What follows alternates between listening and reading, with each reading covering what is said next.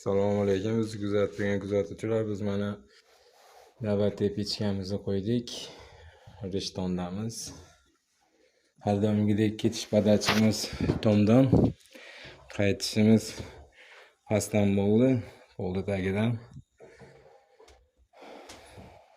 O'tni yonishi pechkamiz. Aka o'tinni ham solib qo'yibdi. Gimbillar yonyapti. So'riga 50 da samoxod holatda aylanayapti. Mana shu ekonom gibrid pechkamiz. O'zi bitta xonani istadi.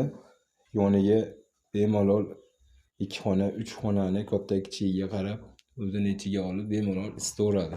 Kuchi yetadi o'sha xonalarda isitishga. Mana hozir Rishtonga kelib, atamiz xo'rozga qiziqargan. Xo'roz xonaga chiroyli qilib qo'yib o'rnatib berib ketyapmiz.